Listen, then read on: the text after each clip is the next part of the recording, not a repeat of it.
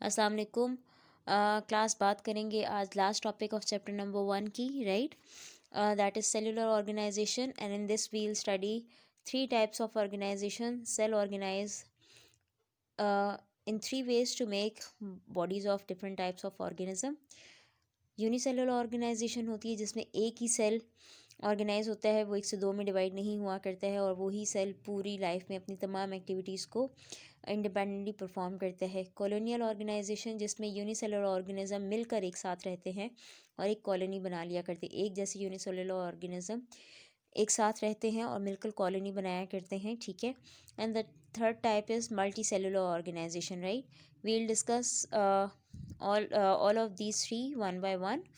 First, we will go for unicellular organization. Uni mean one. Only one cell make the life one an organism, कि सिर्फ एक cell जो होता है वो ही पूरे ऑर्गेनिज्म को बनाता है और वो ही पूरी लाइफ में वन की फॉर्म में ही रहता है. तमाम एक्टिविटीज़ को कैरिड आउट, तमाम एक्टिविटीज़ जो है वो ही एक ही सेल के अंदर हुआ करते हैं, राइट? और एक वाले सेल वाले जो ऑर्गेनिजम्स होते हैं उनको प्रोकैरियोटिक ऑर्गेनिजम्स कहा जाता है, राइट?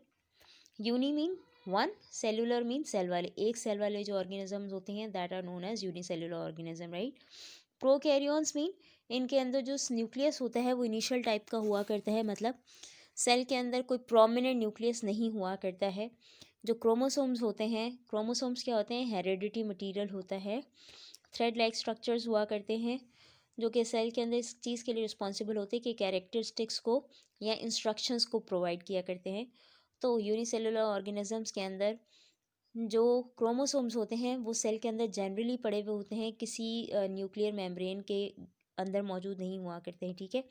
तो सिंपली हम कहा करते हैं कि प्रोकैरियोन्स वो ऑर्गेनिजम्स हैं जिनके अंदर प्रोमिनेंट न्यूक्लियस नहीं हुआ करता है and unicellular organisms are the prokaryotes, कि इनके अंदर इन एक सेल वाले ऑर्गेनिजम्स के अंदर कोई प्रोमिनेंट न्यूक्लियस नहीं हुआ करता है, right? Here are some diagrams of unicellular amoeba है. उसके अंदर देखें न्यूक्लियस बीच में मतलब है ऐसी है, उसके अंदर कोई प्रोमिनेंट न्यूक्लियर मेम्ब्रेन नहीं होगी. इसी तरह ये एक सेल वाला ऑर्गेनिज्म हुआ करता है, ठीक है. इसी तरह पैरामीशियम दूसरी टाइप का ऑर्गेनिज्म है, ये भी इक्वाटिक हुआ करता है, माइक्रोस्कोप से नज़र आता है, ठीक. Third is Euglena, green colour का होता है. इसके अंदर प्लांट्स की तरह क्लोरोप्लास्ट हुआ करता है और ये अपनी फूड खुद प्रिपेयर कर लिया करता है. इट इज़ ऑल्सो एक्वाटिक और ये भी माइक्रोस्कोप से नज़र आया करता है, right? Second type of cellular organisation is colonial organisation, right? मैंने जैसे पहले कहा कि there's many unicellular organisms that live together but do not have any division of labor among them. ये एक साथ रहते तो हैं लेकिन अपने काम बांट के नहीं करते. Every organism does its own work, right? So each unicellular organism in a colony live its own life and does not depend on others for its vital requirements. Vital mean important, जो उसकी requirements होती हैं, important जो उसके functions हुआ करते हैं, उसके लिए दूसरों पर डिपेंड नहीं करते. अपने सारे काम, अपनी तमाम एक्टिविटीज़ को ये खुद परफॉर्म किया करते हैं, right? Here is the examples of green alga that live in water. और इसके अंदर ये जो ग्रीन कलर के इतने सारे डॉट डॉट्स या स्टेन नज़र आ रहे हैं, these all are different cells of volvox that are living together. और इनके गिर्द एक कंबाइंड मेम्ब्रेन बनी हुई होती है, एक झिल्ली टाइप स्ट्रक्चर बना लिया करते हैं और इसके अंदर ये सब रहते हैं, लेकिन इनमें से हर एक अपनी तमाम एक्टिविटीज़ को इंडिपेंडेंटली परफॉर्म किया करता है, right? Before moving towards multicellular organization, here I am going to discuss with you the prokaryotic characteristics of prokaryotic cells. These cells are without membrane bound nucleus, right? In general, prokaryotes have are smaller in size than the eukaryotic cells. Eukaryotic cells कौन से होते हैं? वो cells जिनके अंदर prominent nucleus मौजूद हुआ करता है, right? Unicellular organisms are made up of prokaryotic type of cell, right? Prokaryotic cell, prokaryotes जो होते हैं, अच्छा प्रोकैरियोट्स क्या होते हैं? वो ऑर्गेनिज्म जिनके अंदर प्रोकैरियोटिक टाइप सेल मौजूद होता है. प्रोकैरियोटिक टाइप सेल रखने वाले ऑर्गेनिज्म को प्रोकैरियोट्स कहते हैं और ये वो ऑर्गेनिज्म हैं जिनमें प्रोमिनेंट न्यूक्लियस नहीं हुआ करता है, राइट? सो प्रोकैरियोन्स जो हैं वो इंडिपेंडेंटली एक सिंगल सेल की फॉर्म में भी रहते हैं या कॉलोनीज़ की फॉर्म में भी रहते हैं, जैसे हम लोगों ने पीछे भी किया है यूनिसेलुलर ऑर्गेनाइजेशन और कॉलोनियल ऑर्गेनाइजेशन में देखा है, ठीक है. They live in extreme environment, they love The heat loving bacteria that live in hot springs get their energy from sulfur instead of light. ये स्प्रिंग बैक्टीरिया जो हैं, जो गर्म पानी के चश्मों में रहते हैं, ये बैक्टीरिया अपना खाना खुद, अपनी फूड खुद प्रिपेयर कर लेते हैं लाइक प्लांट्स, लेकिन ये लाइट के बजाय सल्फर को as a source of energy use किया करते हैं। ओके, यूकैरियोटिक सेल्स की बात करते हैं। These are the cells those have nucleus surrounded by a membrane and many they have many specialize organ. इनके सेल के अंदर जो न्यूक्लियस होता है वो मेम्ब्रेन बाउंड हुआ करते हैं, प्लस इनके अंदर बहुत सारे स्पेशलाइज ऑर्गन्स हुआ करते हैं, और इनमें से हर ऑर्गेनल की जो है अपनी एक रिस्पॉन्सिबिलिटी होती है, अपना एक स्पेसिफिक फंक्शन हुआ करता है, right. A unicellular organism that is made up of one eukaryotic cell is known as a eukaryote. मतलब ये कि वो एक सेल वाले ऑर्गेनिज्म जिनके सेल्स के अंदर न्यूक्लियस मेम्ब्रेन बाउंड होता है, प्लस उनके अंदर स्पेशलाइज ऑर्गन्स होते हैं, तो उनको हम यूकैरियोटिक यूनिसेलुलर ऑर्गेनिज्म कहा करते हैं, राइट। यहाँ पे एग्जाम्पल दी हुई है, the alga that grows on the sides of an aquarium and the fungus that causes the athlete's foot are unicellular eukaryotes. कि वो एल्गा जो कि हम अगर किसी के घर में एक्वेरियम है तो उसकी ग्रीन ग्रीन कलर की काई उग जाती है, काई को एल्गा एल्गा कहते हैं, तो वो यूकैरियोटिक इन टाइप होते हैं। प्लस वो लोग जो एथलीट्स होते हैं, जो रेसेस में हिस्सा लेते हैं, उनके पैरों में बाज़ औक़ात फंगल अटैक हो जाते हैं, तो वो जो फंगस होते हैं वो भी यूकैरियोटिक टाइप हुआ करते हैं, राइट।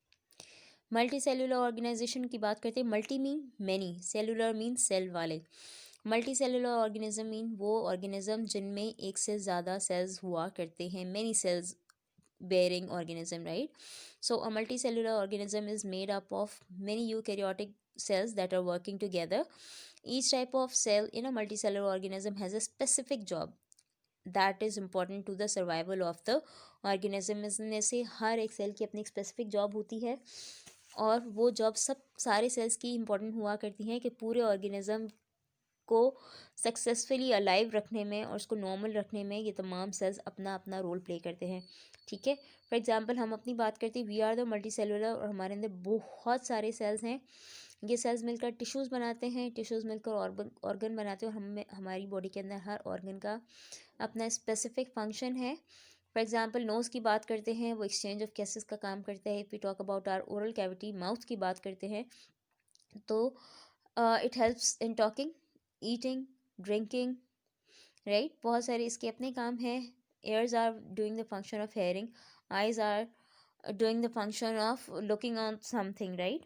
सो मल्टीसेलुलर ऑर्गेनिजम्स के अंदर जो तमाम किस्म के सेल्स और टिश्यूज़ हुआ करते हैं, उनके अपने अपने फंक्शन हुआ करते हैं, राइट। मल्टीसेलुलर ऑर्गेनिजम्स के अंदर जब एक फर्टिलाइज एग होता है जो कि मेल और फीमेल सेल्स के मिलने से बनता है, उसके अंदर फिर फ़ौरन से सेल डिवीजन स्टार्ट होती है। मतलब वो एक सेल दो से चार में, चार से छः में, और फिर कई सेल्स में डिवाइड होता है। और जब ये सेल्स डिवाइड होते हैं तो ये ख़ुद को अलग अलग टाइप्स में डिफ्रेंशिएट कर लिया करते हैं। कुछ मसल सेल्स बना लेते हैं, कुछ नर्व सेल्स बनाते हैं, कुछ ब्लड सेल्स में कन्वर्ट हो जाया करते हैं, राइट। और जैसे जैसे ये ग्रोथ प्रोसेस आगे बढ़ता है, सेल डिफ्रेंशिएशन मतलब सेल्स अलग अलग टाइप के बनने की जो चीज़ है, फ्रीक्वेंसी है, वो और ज़्यादा होती जाती है, right. Here is the diagram कि इसमें देखें, स्टार्ट में बताया हुआ कि एक सेल था, एग सेल है, राइट। होल्ड ऑन, ये फीमेल सेल है, ठीक है। इसके साथ कंबाइन होते हैं मेल सेल, और ये जाइगोट बनाते हैं। जाइगोट एक से दो, दो से चार,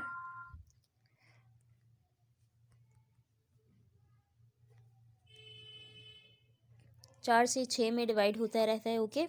और इनमें से कुछ जो सेल्स होते हैं वो अलग अलग टाइप में डिफ्रेंशिएट हुआ करते हैं। इनमें से कुछ फैट सेल्स बन जाते हैं, कुछ इंटेस्टाइन के सेल्स बन जाते हैं, मतलब खाने की नाली के। कुछ मसल सेल्स बनाते हैं, कुछ बोन्स बना लेते हैं, कुछ नर्व्स टिश्यूज़ को बना लेते हैं, मतलब जो ब्रेन से रिलेवेंट हुआ करते हैं, कुछ ब्लड सेल्स को बना लेते हैं, ठीक है। तो अलग अलग टाइप के हमारी बॉडी के अंदर फिर टिश्यूज़ बन जाया करते हैं, right. You have two diagrams of multicellular organism in your syllabus, that is frog and mustard plant. ये कैरेक्टरिस्टिक्स हैं कि अगर हम मल्टी सेलर ऑर्गेनिजम्स की बात करते हैं तो इनके सेल्स जो होते हैं वो लार्ज हुआ करते हैं कंपैरेटिवली, हर एक के अपने अपने फंक्शंस हुआ करते हैं, ठीक है। पे एक इंटरनल स्ट्रक्चर बताया हुआ है ऑफ मल्टी सेलर ऑर्गेनिज्म। ये अंदर का हमारी ये प्लांट बॉडी के इंटरनल स्ट्रक्चर है, कुछ हिस्सा के प्लांट के पार्ट्स हुआ करते हैं अगर हम इंटरनली उनको माइक्रोस्कोप से देखते हैं। तो will talk about brassica plant. This is the diagram of brassica plant and brassica seeds, right. In brassica plants the organs of the body are divided into two groups. Brassica के जितने भी body organs होते हैं उनको दो types में divide किया जाता है, वेजिटेटिव ऑर्गन्स और रिप्रोडक्टिव ऑर्गन्स, ओके।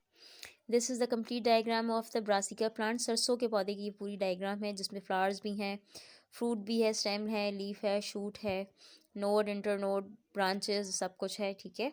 सो इसके अंदर जो रिप्रोडक्टिव पार्ट है वो फ्लावर्स हैं, राइट, जबकि बाकी जो पार्ट्स हैं वो वेजिटेटिव पार्ट्स हैं, राइट। स्टेम्स की बात करें, हम शूट्स की बात करें, लीव्स की बात करें, रूट्स की बात करें, all these are the vegetative parts, but fruit and flowers are the reproductive part. Reproductive part mean fruit और फ्लावर में ये कैपेबिलिटी होती है कि ये सीड प्रोड्यूस करते हैं और सीड से ऑब्वियसली नया प्लांट बना करते हैं। जबकि अगर हम स्टेम्स की बात करें, शूट्स की बात करें, रूट्स की बात करें, they don't have the capability to reproduce. ये खुद को रिप्रोड्यूस नहीं कर सकते, बल्कि ये सिर्फ प्लांट ग्रोथ का पार्ट होते हैं। सिर्फ फ्रूट और फ्लावर में कैपेबिलिटी होती है। फ्लावर पहले सिंपल फ्लावर होता है, फिर ये फ्रूट में कन्वर्ट होता है, फ्रूट के अंदर सीड्स हुआ करते हैं और जब इन सीड्स को हम दोबारा से ज़मीन में दबाते हैं तो एक नया प्लांट उग जाता है। क्योंकि ये इनसे नया फ्रूट और फ्लावर से नया प्लांट उगता है, that's why they are known as the reproductive part, ठीक है। और बाकी क्योंकि उनको खाने के पर्पसेस के लिए डिफरेंट एनिमल्स यूज़ कर रहे होते हैं, that's why they are known as vegetative parts, ठीक। Second example of our is frog, and the biological name of frog is Rana tegrina. The body of frog is made up of organ system, कि इसके अंदर बहुत सारे organs होते हैं। Eyes होती हैं, नॉस्ट्रल्स होते हैं, माउथ होता है, स्टमक होता है, हार्ट होता है, लिवर होता है, किडनीज होते हैं। सो और इनमें से हर ऑर्गन का अपना एक स्पेसिफिक फंक्शन है, right. Each organ system consist of related organs. इनमें फिर ऑर्गन सिस्टम बनते हैं। Organ system mean for example हम बात करते हैं डाइजेस्टिव सिस्टम की, तो उसमें माउथ भी इंक्लूडेड होता है, उसके अंदर स्टमक उसके साथ होता है, लिवर होता है, इंटेस्टाइन होती है, रेक्टम हुआ करता है। तो पूरा मुंह से लेकर उसकी टेल रीजन तक पूरे के पूरे खाने की नाली फैली हुई होती है, जो कि बहुत सारे ऑर्गन्स पर मुश्तमिल होती है। उन सब का उन सब का काम खाने को खाना, उसको डाइजेस्ट करना और उसके बाद बनने वाली वेस्ट प्रोडक्ट्स को बॉडी से बाहर निकालना होता है। क्योंकि इसके अंदर बहुत सारे ऑर्गन्स इन्वॉल्व हैं, लेकिन वो सारे के सारे ऑर्गन्स मिलता जुलता काम कर रहे हैं खाने का, उसको डाइजेस्ट करने का और उसके बाद वेस्ट मटेरियल्स को बॉडी से बाहर निकालने का काम कर रहे हैं। So these all organs make a single system that is known as digestive system. इसी तरह से रेस्पिरेटरी सिस्टम की बात करते हैं, सांस लेने की सिस्टम की बात करते हैं, उसमें उसके नॉस्ट्रल्स होते हैं, नेक रीजन हुआ करता है, फिर लंग्स होते हैं। तो यहाँ पे भी बहुत सारे ऑर्गन मिलकर एक काम कर रहे होते हैं, ठीक है। सो इन मल्टीसेलुलर और organs are made up of specific tissues.